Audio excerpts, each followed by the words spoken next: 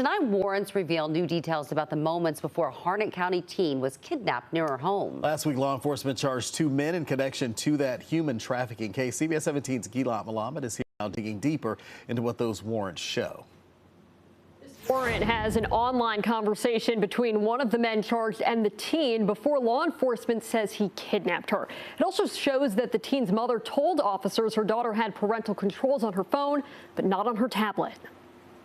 These are messages between a Harnett County teen and the man charged with human trafficking and kidnapping her. The warrant reveals 31-year-old Elihu Mahler and the 15-year-old discussing him picking her up. In it, Mahler says, "I spend too much time out here as it is." She says, "I understand. I'm sorry." He goes on to tell her to sneak out in 12 minutes and start walking down the street.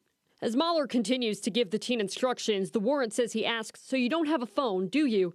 and tells the teen to delete all this before leaving. About 48 hours later, law enforcement would find the teen more than 200 miles from her house at a home in Kitty Hawk. Pam Strickland is the founder and CEO of North Carolina Stop Human Trafficking. We as parents we really need to be vigilant about who our kids are interacting with online. She says the number of tips to the National Center for Missing and Exploited Children's cyber tip line about North Carolina nearly doubled from 2019 to 2020, climbing ever since to more than 28,000 tips last year. She says parents should have passwords to their child's devices, keep track of apps, and keep devices outside of their child's room when they go to sleep. She says parents have to go a step beyond saying don't share information with people you don't know. I think we need to take a step back and begin to think like a kid.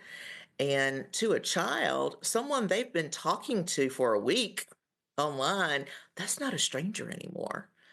That's a friend now. Urging parents to explain there is no way to truly know who you're talking to online, and that it's different than knowing someone in person. UNC School of Social Work research professor Dean Duncan says when it comes to online safety, ongoing conversations with children are important. It's not something they can start today and think it's going to be effective tomorrow. It seems to me that you need to be aware of these situations as your child is growing up and build a relationship where you have open communication. Strickland says while Instagram is the app she hears about the most when it comes to crimes like this, the forms of communication are widespread, and that's why it's important to be aware of all your child's apps, noting even some games allow children to communicate with people all over the world.